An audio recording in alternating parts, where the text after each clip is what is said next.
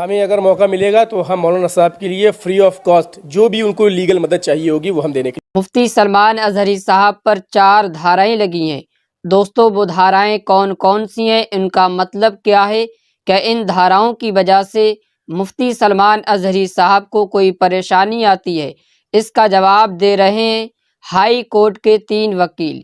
इन 3 वकीलों की वीडियो आप देखें और इन तमाम मसलों को समझिएगा और समझिए मुफ्ती सलमान अजहरी साहब पर जो धाराएं लगी हैं सही हैं या गलत। चलिए देखते हैं इन 3 वकीलों की इस वीडियो को। नमस्कार, मैं हूं आपके साथ मोहम्मद ज़ैफ़।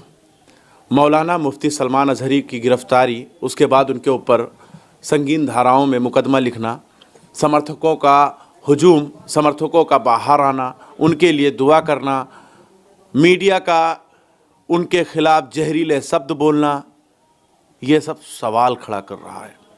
लोग सवाल पूछने लगे कि क्या इस देश के अंदर हमारे लिए अलग कानून है क्या? मैं बात करूंगा मौलाना मुफ्ती सलमान अजहरी पर जो मुकदमा दर्ज हुआ है उस पर बात करूंगा। नंबर 153A आईपीसी की धारा है, 505 ये भी आईपीसी की धारा है, 188, 114, इन 4 धाराओं में उनके ऊपर मुकदमा दर्ज हुआ है। तो क्या अब सलमान साहब जो है वो जेल से बाहर नहीं आ पाएंगे? इस पर सवाल पूछना है। क्या मौलाना मुफ्ती सलमान अजहरी जेल में ही रह जाएंगे या चुनावी एजेंडा के तहत उन पर यह कार्रवाई की जा रही है? लोगों के दिमाग में बड़े ख्याल आ रहे हैं कि क्या होगा, क्यों हो रहा है, कैसे हो रहा है, कब तक चलेगा।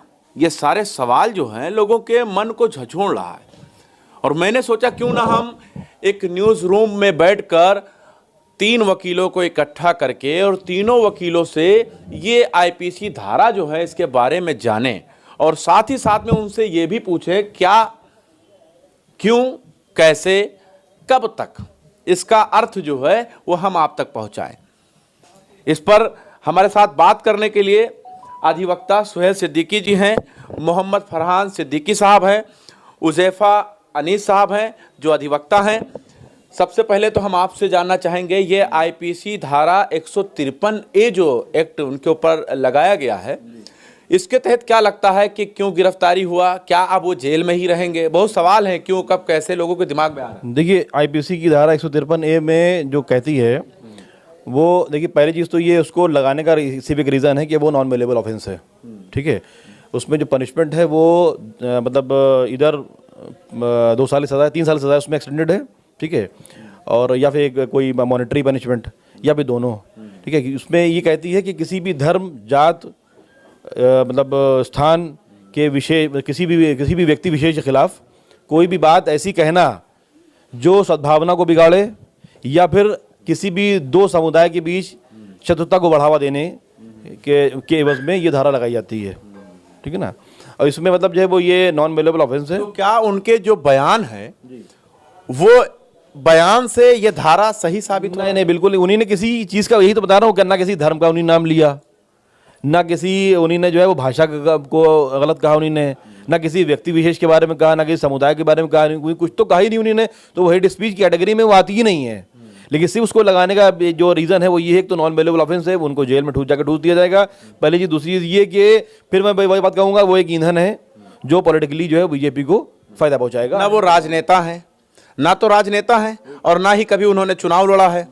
तो आखिर उनके ऊपर ऐसा शिकंजा कसना और उसके बाद मीडिया का उनके खिलाफ तरह तरह के टाइटल यूज करना, जैसे भड़काऊ, जहरीला, मुल्ला, मतलब ऐसे शब्द इस्तेमाल करना जिनसे लोग जुड़े हों, करोड़ों के तादाद में लोग जुड़े। उनका नाम आपने नहीं सुना क्या? पूरा क्या है उनका नाम? है मुफ्ती सलमान अजहरी साहब। बस यही उनका एक अपराध है।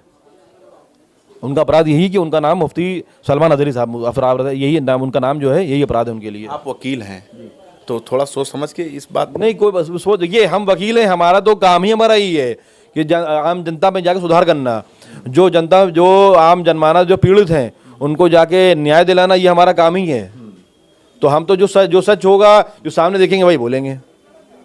तो ये कार्रवाई जो की जा रही है बिल्कुल गलत है। ये एटीएस ने जो गिरफ्तार किया गलत है। नहीं, एटीएस हो, एसटीएफ हो, कोई भी हो, ये कार्रवाई गलत है। ये गलत है। कार्रवाई गलत है। ये कार्रवाई होनी चाहिए क्योंकि उन्होंने उनके जो स्पीचेस में जो कंटेंट थे, वो कंटेंट में ऐसा कुछ है ही नहीं जो हेट स्पीच को अट्रैक्ट करे। कोर्ट में चलेगा ये केस? कोर्ट में चलेगा। आप देखिए, अब न्याय की जो प्रक्रिया है वो न्यायालय में चलेगी। अब जो होना था वो तो हो ही तक पहुंच पाता है केस कोई, अगर पहले ही जजमेंट आ जाता है मीडिया द्वारा। जजमेंट भाई, मीडिया ट्रायल चल रहा है। ये तो मीडिया ट्रायल है। मीडिया सब कुछ तो कह ही दिया कि वो हेट स्पीच है, वो मुल्ले हैं, वो ये है, वो है, सब तो मीडिया तो कह रही है। नहीं है 3 दिन से मीडिया चिल्ला रही है इसी बात को। अभी अच्छा 3 दिन तक और चिल्लाएगी मीडिया। 153 पे आपने इतना विस्तार में बता दिया कि लोग कंफ्यूजन में आ जाएंगे। अब यहां पर 505 पर चर्चा करेंगे तो आप सोचेंगे कि ये कौन सी धारा है। भाई 153 पे हम बात कर रहे थे, सोहेल सिद्दीकी से वो बता रहे थे 153 का इतना बड़ा विस्तार कि आप सोचे होंगे कि ये जब 153 इस तरह है तो 505 क्या है, क्योंकि धारा 302 का भी आता है। तो लोग सोचे होंगे 505 क्या होता है। तो 505 के ऊपर भी लोगों की निगाहें जो है वो टिकी हुई हैं। लोग सोच रहे होंगे ये कौन सी धारा है। 505 आईपीसी वो है जिसमें दो समुदायों के विभिन्न के बीच ऐसे कोई असत्य कथन कहे जाएं जिनसे शत्रुता दोनों समुदाय के बीच पैदा हो या घृणा पैदा हो या वैमनस्य स्थापित हो जाए। लेकिन सलमान अजहरी साहब ने ऐसा कोई बयान नहीं दिया जिससे दो समुदाय के बीच में कोई दंगा फसाद लड़ाई झगड़ा या उनके द्वारा किसी विशेष समुदाय का नाम लेके उसको संबोधित किया गया और कुछ नहीं किया गया। तो 505 आईपीसी का सेक्शन उन पे नहीं बनता। लेकिन 505 आईपीसी गैर जमानती संज्ञा भाई क्या रसूल अल्लाह बोले थे ना एंडिंग में, लब्बैक रसूल अल्लाह एक धार्मिक नारा है, उन्होंने अपना भाषण खत्म करते टाइम आखिरी में किया लब्बैक या रसूल अल्लाह। तो ये तो एक धार्मिक नारा हुआ, लेकिन हमने किसी विशेष समुदाय को तो घोषित नहीं किया कि हम तुम्हारे लिए ये करेंगे या कुछ। तो 505 का कोई अपराध नहीं। यहाँ पे उनके द्वारा कोई असत्य कथन नहीं कहा गया, किसी भी विशेष समुदाय को निशाना नहीं बनाया गया। उसने लेकिन गिरफ्तार कर लिया है तो जाहिर सी बात है इतनी बड़ी धारा होगी तभी तो उनको गिरफ्तार किया। आप लोग तो ऐसे छोटे छोटे धारा बता रहे जैसे लग रहा है कि उन्होंने कोई अपराध ही नहीं किया हो। अरे तो ये तो मीडिया बता रही है ना, अपराध अगर हुआ है तो आप लाइए। देखिए आप मीडिया हैं, अगर आप ही सत्य का साथ छोड़ देंगे तो कुछ नहीं होगा। आप मीडिया का ट्रायल चल रहा है, मीडिया तो सब कुछ बताती चली आ रही है। तो न्यायालय किस लिए बना है? न्यायालय में प्रक्रिया है। न्यायालय आप साबित नहीं कर, अगर अपराध हुआ है तो उसको साबित करने के लिए न्यायालय है। न्यायालय साबित करेगा, पुलिस विवेचना करेगी। लेकिन मीडिया पहले ही अपराधी घोषित करे दे। ये कहाँ का न्याय हुआ? अभी लाखों लोग होते हैं जिनको कुछ नहीं होता, वो बेचारे जेल में है, सड़ रहे, बाद में उनको बाइज्जत बरी कर दिया जाता है। तो उनको साथ जो मानसिक प्रताड़ना होती है उसको कौन देखेगा? तो आप ही हैं जो सत्य का साथ देंगे। अगर मीडिया ही गलत साबित करेगी तो कैसे? जहरीला मुल्ला पता नहीं क्या क्या शब्द बोल रहे हैं। सिर्फ एक मुसलमान विशेष समुदाय को निशाना बनाने के लिए, अपनी टीआरपी हाई करने के लिए है, बाकी कुछ नहीं। बाकी कुछ नहीं नजर आ रहा आपको। देखिए 505 की जो धारा है वो भी धाराशाही हो गया। साफ कहना है कि देखिए ये दो धारा आपने समझ लिया होगा, 153A 505।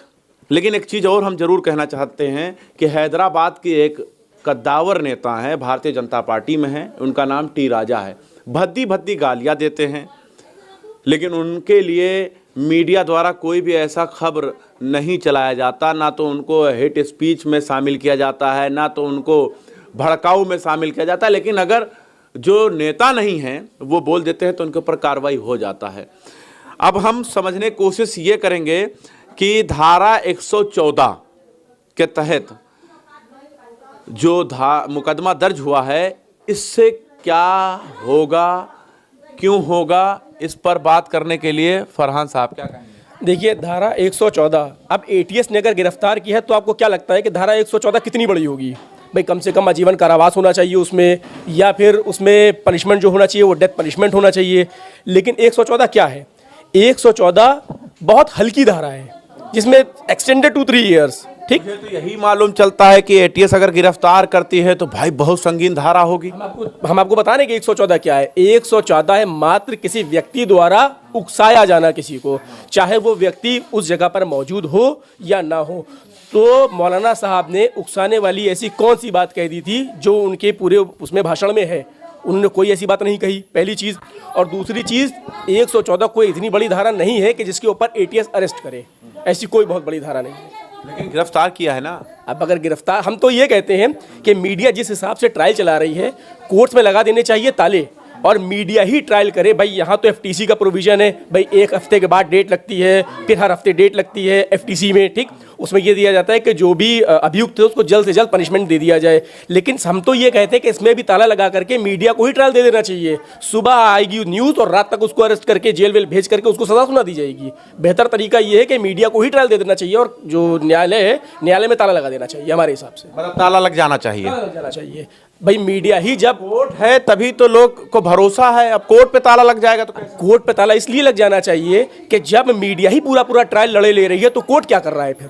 कोर्ट किस लिए बना है? भाई जब तक के जो अपराध साबित ना हो जाए अपराधी के ऊपर, तब तक के वो अपराधी नहीं है। लेकिन मीडिया क्या करती है? मीडिया उसको पहले ही अपराधी बना देती है, जबकि ऐसा नहीं होना चाहिए। कम से कम आप ये देखिए कि उसके ऊपर आरोप लगा है, अभी सिद्ध नहीं हुआ है। सिद्ध कौन करेगा? सिद्ध तो न्यायालय करेगा ना, या मीडिया शायद सिद्ध कर देगी। तो मीडिया को ऐसे लांछन नहीं लगाने चाहिए, पहले तह तक जाना चाहिए कि क्या इसकी सत्यता है और क्या नहीं। बिल्कुल। देखिए 3 धारा तो हम समझ गए हैं और चौथा धारा जो लगा है उस पर हम चर्चा करेंगे।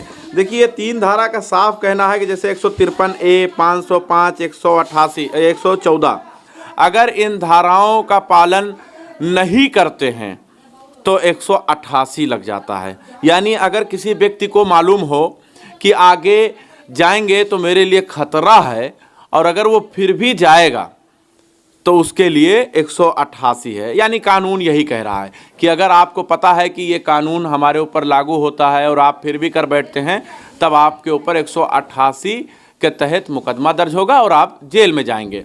लेकिन अब इन सारे सवालों से आप हो सकता है अभी तक बेखबर रहे होंगे, लेकिन अब आपको खबर लग गई है कि इन धाराओं से मौलाना मुफ्ती सलमान अजहरी को कुछ नहीं होगा। वो बहुत जल्द आपके बीच में होंगे, हो सकता है। बिल्कुल बिल्कुल बिल्कुल बिल्कुल हो सकता है। वो उनके ऊपर कोई संगीन आरोप मतलब जो लगाना चाहे है जो उन्होंने, वो बनता ही कुछ नहीं है। और हमें, क्योंकि हम एक अधिवक्ता हैं और हमें जो है वो न्यायपालिका पे पूरा विश्वास है कि वो उनके साथ में इंसाफ करेंगी। और अगर लड़ना मौका उनका केस मिला तो मैं उनका केस जो है वो फ्री ऑफ कॉस्ट लड़ूंगा। आप फ्री में लड़ेंगे? फ्री ऑफ कॉस्ट उनका केस लड़ूंगा। और वैसे भी हम लोग तो वैसे भी सिद्दीकी लीगल एसोसिएट्स, हम लोग जो है आम जनता के लिए समर्पित अधिवक्ता हैं। और हम लोग जो है वो जैसे इस तरह के जो लोग हैं जो मतलब फॉल्सली इम्प्लीकेट किए जाते हैं सरकार द्वारा, जो मतलब जानबूझ के जो घुसड़ा जाते हैं जेलों में, उनको छुटाने का हम लोग काम जो है वो आप सलमान के लिए, मौलाना मुफ्ती सलमान के लिए फ्री ऑफ कॉस्ट केस लड़ेंगे उनका।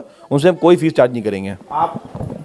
जी बिल्कुल, अगर मौका मिला तो हम लोग बिल्कुल फ्री में लड़ेंगे। सिद्दीकी लीगल एसोसिएट की तरफ से हमारा काम जो है न्याय दिलाना है, तो हम बिल्कुल उनके लिए न्याय के लिए जो लड़ाई होगी, प्रक्रिया होगी, हम बिल्कुल उसमें पूर्ण सहयोग करेंगे। अगर आपको मौका मिल जाए तो? हमें अगर मौका मिलेगा तो हम मौलाना साहब के लिए फ्री ऑफ कॉस्ट जो भी उनको लीगल मदद चाहिए होगी वो हम देने के लिए तैयार हैं।